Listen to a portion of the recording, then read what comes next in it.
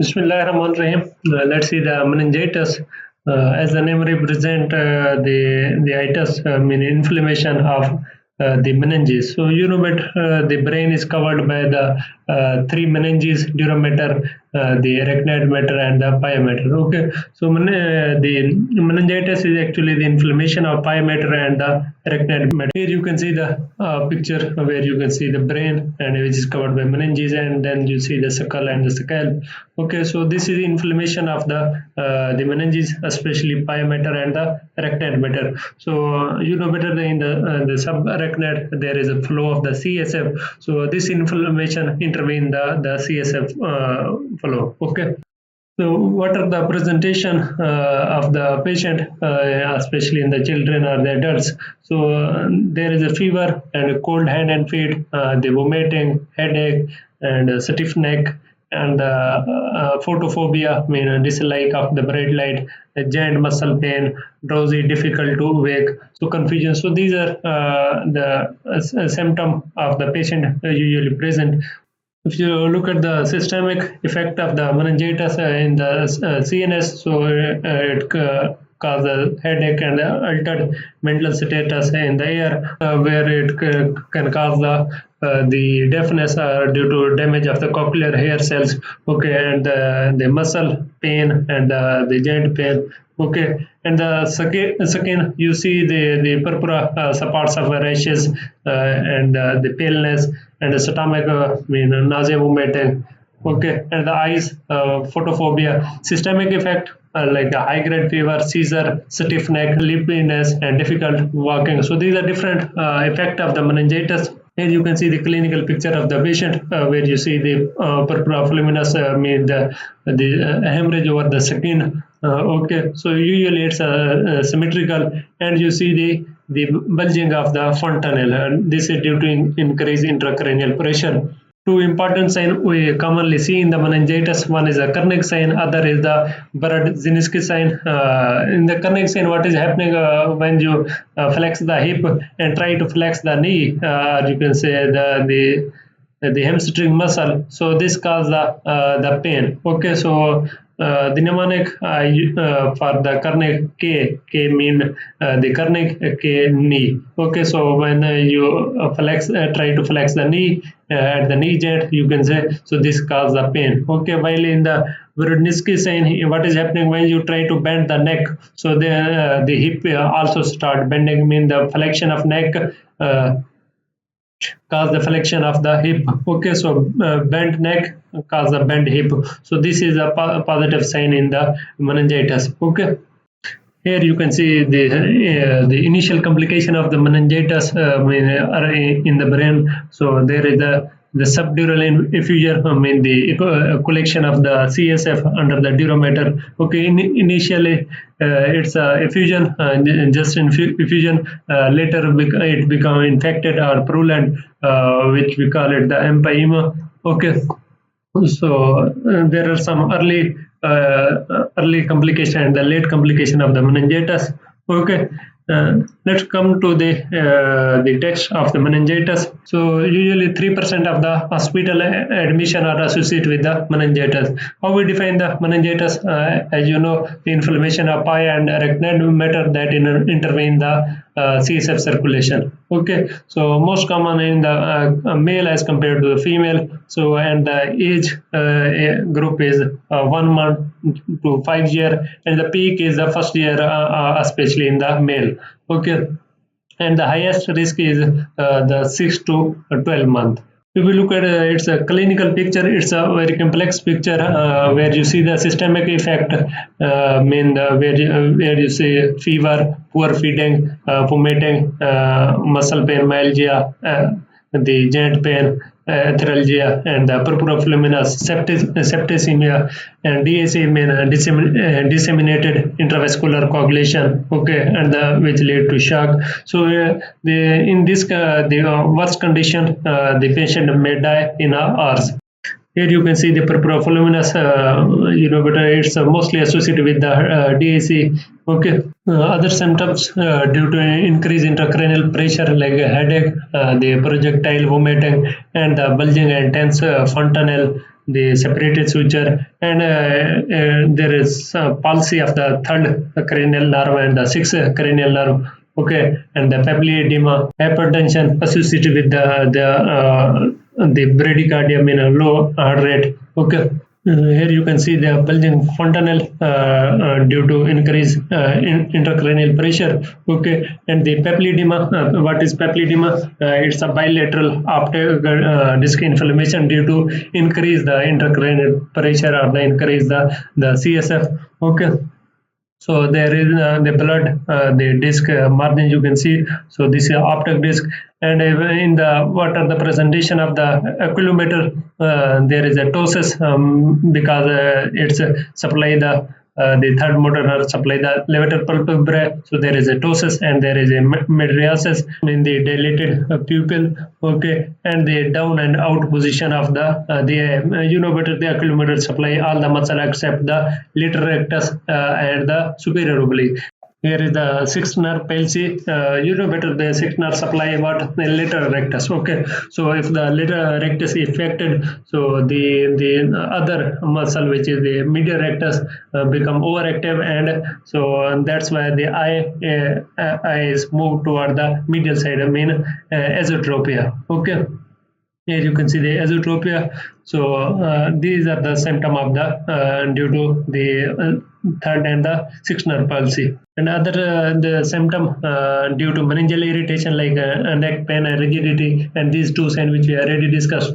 Arthritic back, opisthotonus. Okay, and photophobia. It's a late sign. Okay.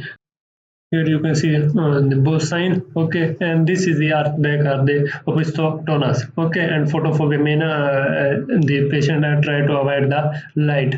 Okay, and in the cortex lesion, so it start with the confusion, coma, and the convulsion. So 3C you can remember 3C: confusion, coma, and the convulsion. And there are some focal lesion which are present with the paralysis or paralysis and spasticity, means stiffening of the muscle. Okay. So the clinical picture of the meningitis is wide. Okay, so depending upon the lesion and the affected area, so you may see the sign. But commonly we see the fever, the poor feeding, and the characteristic sign we commonly see. In the etiology, microbes, so there are bacterial or the viral or the TB or the fungal. Okay, so in the bacterial, if you look at the this is divided according to age. First 2 months of the age, so the most common cause is the E. coli and the group B streptococci, Staph aureus, and the listeria. From 2 months to 12 years, the most common cause is the H. influenza and the strep pneumoniae and the Neisseria meningitis. Okay, and the chronic in the chronic case or the severe case which is associated with the TB. Okay, tuberculosis meningitis or the acid fast bacilli. Okay, in the viral, mostly it associated with the enterovirus or due to mumps, but most common is the enterovirus, and 2/3 of the meningitis is usually due to viral infection. Okay. And then rarely we see the mycoplasma and the fungal causes of the meningitis. There are some preventive measures or the prophylaxis which prevent from the meningitis, like vaccine before the 1 year of age, the H influenza B vaccine and pneumococcal conjugate vaccine. Okay, between the 2 and 3 year of life, so meningococcal polysaccharide vaccine is helpful. And chemoprophylaxis like rifampin we give to the patient if there is the nasopharyngeal infection, means the patient is carrier of the meningococcal nasopharyngeal. Okay, or the household contact. So for the prophylaxis purpose, we give the rifampin. If you look at the complications, 35% permanent deficit occur due to the meningitis. Okay, and in the complication there are some early and there are some late. In the early, if you look at the brain, so initially there is effusion, space occupying lesion, then it's a convulsion and abscess formation. Okay, And in the blood complication, there is a septicemia, shock, and DIC. And important thing is there is increased inappropriate ADH level, so which may decrease the urine output. So that's why it's recommended for the meningitis fluid restriction. Okay, because there is a increased fluid in the body. In the late complication, there is hydrocephalus, okay, and the epilepsy, mental retardation, and the empyema, means the purulent, CSF, okay, and increased intracranial pressure, herniation, and in the later it may lead to the cerebral palsy, okay, and the deafness, mean the ear problem due to cochlear hair cell damage. So these are the complications which may occur due to meningitis. Okay, so for the investigation, we look at the CSF. So CSF analysis help us to define the etiology. Okay, so lumbar puncture means for the CSF examination. Okay, so here you can see the picture of the lumbar puncture. But there are some contraindication for the lumbar puncture, like if there is serious, the cardiovascular system is unstable. Okay, there is conization, the cone of the tissue is removed here, and if the patient is in coma, or there is a coagulopathy, or the coagulation disorder. Okay, or if there is a lumbar puncture site infection, we should avoid the lumbar puncture. Okay, but after the CSF examination, we can go for the culture and sensitivity if we find there is a bacterial infection, and we do the PCR or the serology if there is a viral. Okay, and the Zeal-Nelson of the CSF and the Mentox test or the chest X-ray if the TB is suspected. Okay.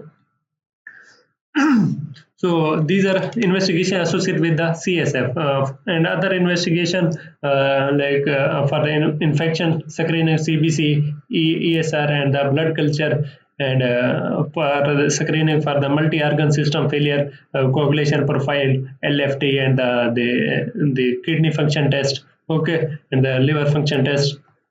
Go for the MRI for cerebral infarction, and CT with contrast for the enhancement of the meninges and the ependymal wall. Okay. And the last segment, treatment of the meningitis. So initially start with the supportive therapy, the IV fluid, or you should restrict the fluid up to 70% of the total body water. Okay, because this is important. If you maintain the low fluid up to 70% of the body, this decreases the cerebral edema. Okay, and give the anticonvulsant for the fits. Okay, and ventilation and subdural aspiration if, for the effusion. Okay, you should aspirate the fluid which is under the duromet. So this is the supportive therapy we use in case of viral, which is only supportive therapy is needed. While in case of the infection, bacterial infection, we go for the IV antibiotics. So we look at the age. If the age is less than 2 months, we add the third generation cephalosporin cefotaxime plus the ampicillin 2 to 3 weeks.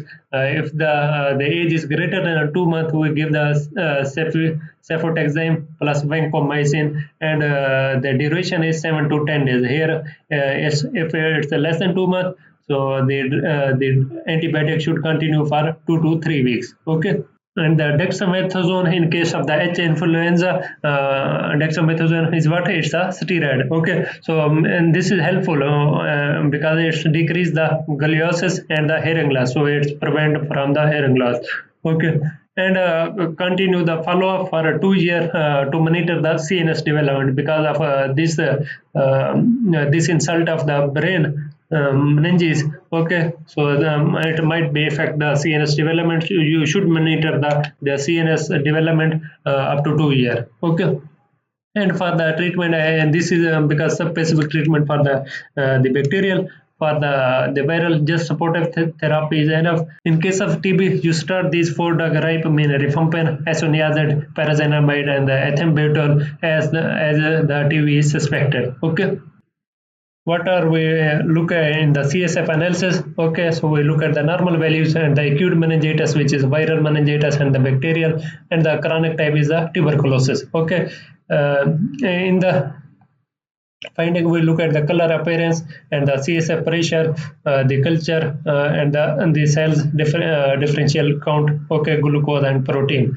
Normally we see the colorless CSF and the clear appearance, okay, and the CSF pressure is 70 to 180 and the culture is negative, and if you look at cell, there are less than 5 lymphocyte, and the glucose level is 45 to 85 and the protein is 15 to 45. Okay, while if you look at if there is infection or the meningitis, so in case of the viral, it's a colorless, while in the bacterial it's become pale or purulent, and in the chronic, so it's maybe colorless or purulent or pale. Okay.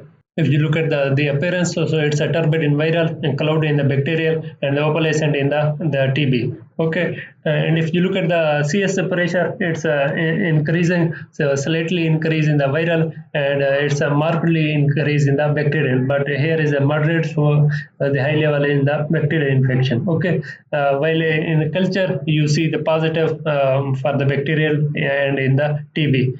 Okay. And if you look at cell, so in this case viral and the chronic, you see the lymphocyte, while here you see the polymorphic cell, I mean neutrophil you see, which is up to 90,000. Here the lymphocyte, if you look at the viral, it's 10 to 100, while here is 100 to 1000, so in chronic case. Okay. If we look at glucose, it's a normal in viral, while it's a very low in the bacterial, and it's somehow decrease in the chronic. Okay, and if you look at the protein, it's a normal or mild increase, and while there is a high level of the protein in case of the bacterial, and there is some increase in the bacteria, the TB. If you overall look at the picture, here is some slight increases or decreases. Okay, while in this case there are moderate increase or decrease. In this case, you see the markedly increase things. Okay, or markedly decrease the value of glucose. Okay, so this is all about the meningitis. Thank you very much. Allah Hafiz.